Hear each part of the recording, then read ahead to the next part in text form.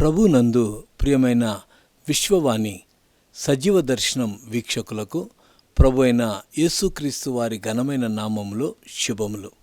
ఎలా ఉన్నారు? మీరు బాగుండాలనేది మా ప్రార్థన. ప్రియులరా, ఈరోజు మనం దేవుని వాక్యాన్ని ధ్యానించుకోవడానికి మన ధ్యానాంశము నిషేధింపబడిన ఆహారాన్ని నిరాకరించుట అను అంశంపై మనం వింటున్నాం. ప్రార్థనతో ఈ దిన ధ్యానాన్ని ప్రారంభించుకుందాం. మమ్ములను మిక్కిలుగా ప్రేమించిన మా ప్రేమగల పరలోకపు తండ్రి, నాయన నీ యొక్క వాక్యము ఎంతో విలువైనది. నాయన నీ వాక్యము చేతనే మా నడవడిని మేము సరి చేసుకోగలం.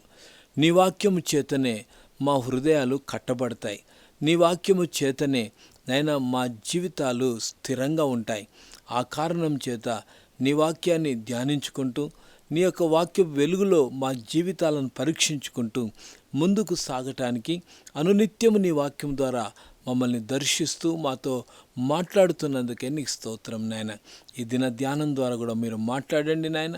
నీ నామానికి మహిమకరంగా నిలబెట్టుకోమని, నన్ను నీ సిలువ చాటున మరుగుపరిచి నీ మాటలు అవసరమైన మాటలు మీరు అనుగ్రహించి బలపరచమని జీవాధిపతి అయిన యేసయ్య నామములో ప్రార్థించి అడిగి వేడుకుంటున్నాము తండ్రి, ఆమెన్. ప్రియులారా, ఈరోజు నిషేధింపబడిన ఆహారాన్ని నిరాకరించుట అను అంశం పైన మనం ధ్యానాన్ని ప్రారంభించుకుంటున్నాం.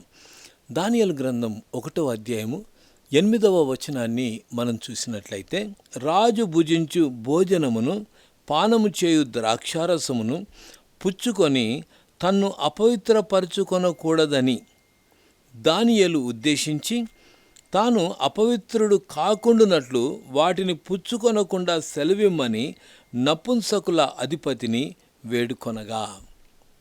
ఈ యొక్క మాట చాలా ఆశ్చర్యం కలిగిస్తుంది. జీవితంలో ఎలాగుండాలి అనే దానికి ఇది ఒక నిదర్శనంగా ఉంటుంది. ఇశ్రాయేలీయులను చెరగొని బబులోను దేశానికి తెచ్చిన తర్వాత వారు బబులోను దేశంలో ప్రభుత్వ పనుల్లో వారు పాలు పంపులు పొందుకోవడానికి విద్యావంతులైనటువంటి వారిని, జ్ఞానం కలిగిన వారిని బబులోను రాజు ఏర్పాటు చేయాలని ఆశపడ్డాడు. దానియేలు గ్రంథము 1వ అధ్యాయము 3-4 వచనాలను మనం చూస్తే, రాజు అష్పనేజు అను తన నపుంసకుల అధిపతిని పిలిపించి అతని కీలాగు ఆజ్ఞాపించాను. ఇశ్రాయేలీయుల రాజవంశములలో ముఖ్యులై లోపము లేని సౌందర్యమును సకల విద్య ప్రావీణ్యతయు జ్ఞానమును కలిగి తత్వజ్ఞానము తెలిసిన వారై రాజు నగరునందు నిలువదగిన కొందరు బాలులను రప్పించి కల్దీయుల విద్యను భాషను వారికి నేర్పుము. ఇక్కడ యవనస్తులైనటువంటి కొందరిని ఏర్పాటు చేసుకోవడానికి రాజు ఒక ఆదేశం ఇచ్చాడు. నపుంసకుల అధిపతికి అప్పచెప్పాడు. అయితే ఇశ్రాయేలీయులైన 4 యవన బిడ్డలు రాజనగరునందు నిలవదగిన స్థితి కలిగిన పని చేయగలగటానికి 4 వ్యక్తులను ఏర్పాటు చేసుకున్నాడు. ఈ 4 వ్యక్తులలో దానియేలు ఒక ఆలోచనకు వచ్చాడు. ఈ యొక్క తర్ఫీదు పొందడానికి, విద్యను అభ్యసించడానికి రాజు అన్ని ఫెసిలిటీస్ ఇస్తున్నాడు, బాగానే ఉంది. కానీ మేము పెరిగిన విధానానికి విరుద్ధంగా ఈ దేశంలో మేము ఏ విధంగా ఉండగలం, మేము ఏ విధంగా జీవించగలం, కాబట్టి మేము ఇక్కడి మర్యాదను మేము అనుసరించము అనేటువంటి దృఢ నిశ్చయతతో వారు ఒక తీర్మానం చేసుకుంటున్నారు. దానియేలు దానికి ముందుబడి అన్నమాట ఏంటంటే, అపవిత్రపరచుకొనకూడదు నేను అని అనుకున్నాడు. నా యొక్క జీవిత విధానం ఇక్కడి జీవిత విధానంలాగా ఉండటానికి వీల్లేదు. మేము ఇశ్రాయేలు దేశంలో ఏ రీతిగానైతే మేము పెంచబడ్డామో ఆ రీతిగా మా జీవితాలు ఉండాలి అనేది వారు ఉద్దేశించారు. ప్రియమైన దేవుని బిడ్డలారా, ఒక విషయాన్ని మనం గమనించాలి. ఇశ్రాయేలీయులు తమ పిల్లలని పెంచే విషయంలో చాలా జాగ్రత్త తీసుకుంటారు. చిన్నతనము నుండే బిడ్డలకు ధర్మశాస్త్రాన్ని ఉపదేశించేవారుగా ఉంటారు. అందుకే ఇశ్రాయేలీయుల దేశంలో 6 సంవత్సరాల వరకు పాలిస్తారంట. ఆశ్చర్యం కలిగించే విషయం ఇది. మన దగ్గర 3 నెలలు పాలు ఇచ్చిన తర్వాత పాలు మానిపియాలని ప్రయత్నం చేస్తూ ఉంటారు. అంటే ఉన్న ఒత్తిళ్లను బట్టి, లేకుంటే ఇంకో విషయాన్ని బట్టి, కొంతమంది పాలు లేని కారణాన్ని బట్టి ఏ రకంగానో 3 నెలలు అంటే కష్టమైపోతుంది. అయితే అలాంటిది 6 సంవత్సరాలు వీరు ఇవ్వగలుగుతున్నారు. 6 సంవత్సరాలలో వీరు ఇలా చేయడం ద్వారా ఒడిలో ఉండగానే తల్లి చేసేది ఏంటంటే ఆ బిడ్డలు ఏ విధంగా నడుచుకోవాలో వారికి బోధించేదన్నమాట. అందుకే పెద్దలు అంటుంటారు, తల్లి వడి మొదటి బడి అని అంటుంటారు. ఒడిలో ఉండగానే ఆ పిల్లవాడు, ఆ కుమార్తె ఏ విధంగా ఎదగాల, ఏ విధంగా మరి నేర్చుకొని ముందుకు సాగాల అనేటువంటి విషయాలను చిన్నతనం నుంచే నేర్పుతారు. కాబట్టి ఇశ్రాయేలీయుల జీవితంలో, దేవుని ప్రజలైనటువంటి వారి జీవితంలో దేవునికి ప్రథమ స్థానం ఇస్తూ, దేవుని యొక్క వాక్యానికి ప్రథమ స్థానం ఇస్తూ, దేవుని వాక్యపు వెలుగులో వారిని పెంచుతూ ఉంటారన్నమాట. ఆ కారణం చేత వీరు వేరే దేశానికి చెరగొనిపోబడినప్పటికీ వీరు వారి దేశ మర్యాదను మర్చిపోకుండా ఉంటున్నారు. లేవియాకాండం మనం గమనిస్తే 11వ అధ్యాయంలో దేవుని ప్రజలైనటువంటి వారు ఏ ఆహారం పుచ్చుకోవాలి, ఎటువంటి ఆహారం పుచ్చుకోకూడదు, ఇవన్నీ కూడా అక్కడ చాలా తేటగా వ్రాయబడ్డాయి. ఇక్కడ రాజు భుజించు ఆహారము వీరు నిరాకరిస్తున్నారు. ఈ రోజుల్లో ఎవరైనా మంచి భోజనం పెడతానంటే కాదంటారా? కానీ ఇక్కడ యవ్వన బిడ్డలు నిరాకరించడానికి తీర్మానం చేసుకున్నారు. వారి జీవితాన్ని ఒక తీర్మానంతో కొనసాగిస్తూ ఉన్నారు. వారి తీర్మానానికి విరుద్ధంగా వారు పని చేయడానికి ఏమాత్రం ఇష్టపడట్లేదు. అయితే వీరి యొక్క తీర్మానం ఏంటో తెలుసా?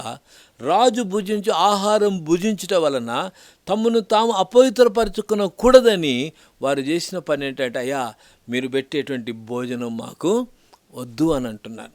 ఈ మాటలు చెప్పినప్పుడు నపుంసకుల అధిపతికి కొంత ఆందోళన కలిగింది. అయ్యా, ఒకవేళ మీరు ఈ యొక్క ఆహారాన్ని మీరు నిరాకరిస్తే మీ యొక్క ముఖాలు కానివ్వండి, లేకుంటే మీ యొక్క ఆరోగ్యం కానీ క్షీణించిపోయి మీరు బలహీన పడిపోతే రాజు నన్ను చూసుకుంటాడు, కాబట్టి నన్ను ఏం చేయమంటారు అని చెప్పి అప్పుడు లాస్ట్కు ఏమంటాడంటే, దానియేలు గ్రంథం 1వ అధ్యాయం 12వ వచనంలో అంటున్నాడు, భోజనమునకు శాఖాధాన్యాదులను పానమునకు నీళ్లును నీ దాసులమగు మాకిప్పించి దయచేసి 10 దినముల వరకు మమ్మను పరీక్షించము. అయ్యా మేము చెప్పినట్లు మాకు కావలసిన ఆహారం ఇవ్వండి. భోజనం ఏంటంటే శాఖాధాన్యాదులను పానమునకు నీళ్లును నీ దాసులకు ఇవ్వండి. 10 దినాల వరకు పరీక్షించండి. 10 దినాల తర్వాత మా ముఖాలు రాజు ఆహారం భుజించే వారి ముఖాల కంటే వ్యత్యాసం కలిగి వారికంటే మేము బలహీనంగా ఉన్నా మీరు చెప్పింది మేము చేస్తాము అనే మాట మాట్లాడినప్పుడు ఆయన కూడా ఒప్పుకున్నాడు. ఒప్పుకున్న తర్వాత 13వ వచనంలో, పిమ్మట మా ముఖములను రాజు నియమించిన భోజనము భుజించు బాలుర ముఖములను చూచి నీకు తోచినట్లుగా నీ దాసులమైన మా ఎడల జరిగింపు. అందుకతడు ఈ విషయములో వారి మాటకు సమ్మతించి 10 దినముల వరకు వారిని పరీక్షించాను. 15వ వచనంలో, వారి ముఖములు రాజు భోజనం భుజించు బాలురందరి ముఖముల కంటే సౌందర్యముగాను కలగాను కనబడగా. ప్రియమైన దేవుని బిడ్డలారా, గమనించాలి, దేవుని యొక్క బిడ్డల ముఖాలు ఎప్పుడు సౌందర్యంగా ఉండాలి, కలగా ఉండాలి.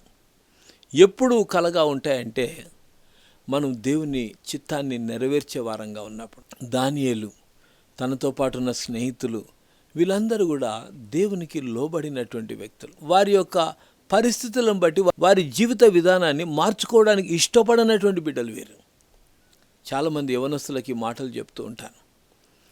ఇశ్రాయేలు దేశంలో వారు ఉండగా వారు జీవించినటువంటి జీవితాన్ని బబులోనికి వచ్చిన తర్వాత వారు మార్చుకోలే. ఈరోజు వాళ్ళ పిల్లలు 10వ తరగతి వరకు ఇళ్లలో ఉంటారు, ఇంటి నుంచి వెళ్తూ ఉంటారు. 10 తర్వాత ఇంటర్మీడియట్కి వెళ్ళేసరికి కాలేజెస్కి వెళ్తుంటారు, ఇంకా ఇంజనీరింగ్, ఇలా కొన్ని హాస్టల్స్లో ఉంటారు. కొంతమంది దూరం వెళ్ళిపోతారు, కొంతమంది వేరే వాతావరణంలోనికి వెళ్ళిపోతారు. వేరే వాతావరణంలోకి వెళ్ళిపోయేసరికి గత దినాల్లో తల్లిదండ్రుల దగ్గర ఉండి భయభక్తులతో పెరిగినటువంటి వారు ఈ క్రొత్త వాతావరణంలోకి వెళ్ళి పడిపోయేవారు కొంతమంది ఉన్నారు. కానీ ఇక్కడ ఈ యవన బిడ్డలను చూస్తే వాళ్ళు నో, మేము రాజీ పడం, మేము మా దేవునికి విరుద్ధంగా మేమేమీ చేయం అన్నప్పుడు, ప్రియమైన దేవుని బిడ్డలారా, అద్భుతమైన విషయం ఏంటంటే, వారు విద్యను అభ్యసించి పూర్తి చేసిన తర్వాత అక్కడ ఉన్నటువంటి వారందరికంటే బహుశ్రేష్ఠులని రాజుకు అర్థమైంది. దానియేలు గ్రంథం 1వ అధ్యాయము 20వ వచనాన్ని చూస్తే, రాజు వీరి యొద్ద విచారణ చేయగా జ్ఞాన వివేకముల సంబంధమైన ప్రతి విషయములో వీరు తన రాజ్యమందంతట నుండు శకునగాండ్ర కంటెను, గారడి విద్య గల వారందరి కంటెను 10 అంతలు శ్రేష్ఠులని తెలియబడెను. ఇది దేవుని యొక్క గొప్పతనం. దేవునిపైన ఆధారపడి దేవుని ఆశ్రయించినటువంటి బిడ్డలకి దేవుడు ఇచ్చే ఆ గొప్ప బహుమానం ఏమిటనంటే, ఆయన తన జ్ఞానాన్ని ఇచ్చేవాడుగా ఉంటున్నాడు. ప్రేమైన దేవుని బిడ్డలారా, ఈరోజు ఒకటి గుర్తుపెట్టుకోవాలా, నీకు ఏదైనా ఇది చేయకూడదు అని చెప్పినప్పుడు, చేయడం ద్వారా అది దేవునికి అయిష్టమని నీకు తెలిసినప్పుడు, అది చేయకుండా నీవు గనుక తీర్మానం చేసుకుంటే, నీవు గనుక జీవితంలో ఒక ఒడంబిక చేసుకుంటే, దేవుడు అత్యధికంగా నిన్ను ఆశీర్వదిస్తాడు. అందుకే ఈ చివరి వచనంలో కూడా ఏమంటాడంటే, ఈ దానియేలు కోరేషు ఏలుబడిలో మొదటి సంవత్సరం వరకు జీవించాను. రాజులు మారారు, రాజ్యాలు మారాయి, కానీ దానియేలు మాత్రం ఎక్కడికి వెళ్ళలే. కాబట్టి ప్రియమైన దేవుని బిడ్డలారా, ఈ యొక్క దినాన దేవునికి ఆయాసకరమైంది ఏదైనా చేస్తుంటే, దేవుడు ఇష్టపడింది ఏదైనా చేస్తుంటే, దేవుడు నిషేధించిన దాన్ని ఏదైనా చేస్తుంటే, ఈరోజు మనం చేసిన వాటన్నిటికీ ప్రభువైన యేసుక్రీస్తు వారు శిలువ మరణము ద్వారా మన పాపాలన్నింటినీ క్షమించాడు. కానీ ఈరోజు ఒక తీర్మానం చేసుకోవాలి. ఏమిటో తెలుసా? ప్రభువా, నా దోషములన్నిటినీ, నా సంకటములన్నిటినీ కుదిర్చిన దేవుడు నాయన, నీకు వేరుగా ఉండి నేను ఏం చేయలేనయ్యా, నాకు తెలుసయ్యా. యోహాను సువార్త 15వ అధ్యాయంలో అదే మాట అంటాడు, నాకు వేరుగా ఉండి మీరేమీ చేయలేరు. మొదటి వచనంలో అంటాడు, ద్రాక్షవల్లిని నేను, తీగలు మీరు, ఎవడు నా యందు నిలిచి ఉండునో, నేను ఎవని యందు నిలిచి ఉందునో వాడు బహుగా ఫలించును అంటాడు. అవును ప్రియ దేవుని బిడ్డలారా, మనం దేవునిలో ఉండేవారంగా ఉండాలి, దేవుని కొరకు సాక్షులంగా ఉండాలి. పరిస్థితులు మారినప్పుడు మనం మారడం కాదు, పరిస్థితులు ఏ విధంగా ఉన్నా మనం మాత్రం మారటానికి వీల్లేదు. గనుక అంత్య దినాల్లో ఉంటున్నాం, ప్రభు రాకడ సమీపంగా ఉన్న దినాల్లో ఉంటున్నాం. ఈరోజు మన జీవితాలు ఎలాగుండాలి అంటే, ప్రభు నచ్చి మెచ్చే జీవితాలను మనం కలిగి ఉండాలి. సమస్యలకు కారణం మనమే, పరిస్థితులన్నీ ఆందోళనకరంగా ఉండటానికి గల కారణం మనమే. ప్రభు అయిన యేసుక్రీస్తు వారు ఈ లోకానికి వచ్చి 2000 సంవత్సరాల క్రితం ఆయన శిలువ యాగము ద్వారా మన పరిస్థితులన్నింటినీ బాగు చేయడానికి వచ్చాడు. అందుకే అంటాడు, ప్రయాసపడి భారం మోసుకొనుచున్న సమస్త జనులారా నా యొద్దకు రండి, నేను మీకు విశ్రాంతి కలుగజేస్తానంటున్నాడు. కాబట్టి ఏ పరిస్థితుల్లో ఉన్నా ప్రభు దగ్గరికి రావాలి. కీర్తన 1వ అధ్యాయంలో చూస్తే, దుష్టుల ఆలోచన చొప్పున నడవక, పాపుల మార్గమున నిలవక, అపహాసకులు కూర్చుండు చోటును కూర్చుండక, యెహోవా ధర్మశాస్త్రమునందు దివారాత్రము ధ్యానించేవాడు ధన్యుడు అంటున్నాడు. కాబట్టి అట్టి ధన్యకరమైన జీవితం కావాలి అంటే మనం చేయాల్సిందేంటో తెలుసా? బేషరతుగా ప్రభు సన్నిధికి రావాలి. ప్రభువా, అవును తండ్రి, అనేక సార్లు మా జీవితాన్ని మేము పాడు చేసుకున్నామయ్యా, విడిచిపెట్టాల్సినవి విడిచిపెట్టకుండా అవన్నిటినీ కలిగి ఉండడం ద్వారా అయ్యా నెమ్మది లేని బ్రతుకు నాయన, నెమ్మది లేని జీవితం నాయన, విడిచిపెట్టిన తర్వాత కూడా వాటిని వెంబడించడం ద్వారా, తిరిగి అందులోనికే వెళ్ళడం ద్వారా మా జీవితాలను పాడు చేసుకున్నామయ్యా, దయతో కరుణించవా ప్రభువా అని మనం అడగాల. ప్రేమైన దేవుని బిడ్డలారా, ప్రభు ఎంత ప్రేమగల్లోడంటే, మనం పశ్చాత్తాపంతో ప్రభువా అని ప్రభు తట్టు చూస్తే చాలు, ఆయన క్షమించి ఆయన హక్కును చేర్చుకోవడానికి ఇష్టపడేటువంటి దేవుడు. గనుక ఈ యొక్క దినాలలో మనం గుర్తుపెట్టుకోవాల్సిన విషయం ఏంటంటే, మనమున్న పరిస్థితిని ప్రభు దగ్గర చెప్పుకొని వాటి నుంచి విడుదల పొందుకోవడానికి మనం ప్రయత్నం చేయాలి. దానియేలు తన స్నేహితులు దేవుణ్ణి వెంబడించారు, దేవుని యొక్క వాక్యాన్ని వెంబడించారు, దేవుని యొక్క నియమ నిబంధనలు, దేవుని యొక్క కట్టడలు వారు నెరవేర్చారు. ఆ కారణం చేత బబులోనులోనే పరాయి దేశంలో వారు ఆ దేశ రాజ్య పరిపాలనలో వారు పాలిభాగస్తులై ఆ రాజ్యాన్ని అభివృద్ధి పదంలోనికి నడిపించిన జాబితాలో వారు ఉన్నారు. కారణం ఏంటంటే వారు దేవునికి లోబడ్డారు.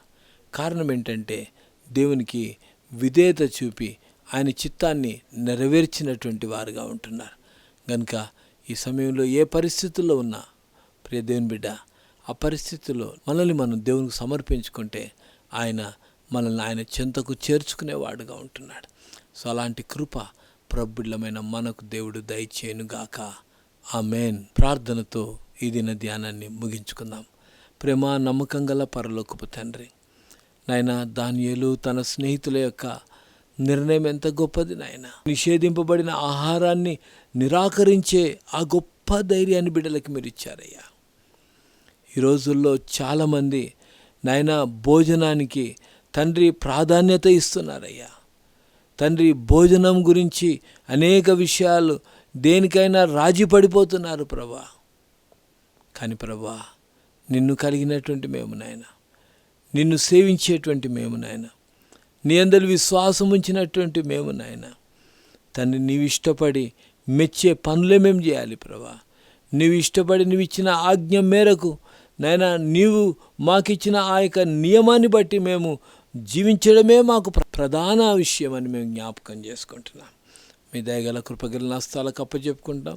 విన్న వాక్యాన్ని నీరు కట్టి ఫలింపజేసి మహిమ పొందమని జీవాధిపతి అయిన యేసయ్య నామములో ప్రార్థించి అడిగి వేడుకుంటున్నాము తండ్రి. ఆమేన్. మన ప్రభు అయిన యేసు క్రీస్తు వారి కృప, తండ్రి అయిన దేవుని ప్రేమ, పరిశుద్ధాత్ముని అన్యోన్య సహవాసం వాక్యం విన్న బిడ్డలకి ఇప్పుడు ఎల్లప్పుడు సదాకాలం తోడై నడిపించును గాక. ఆమేన్. ఆమేన్.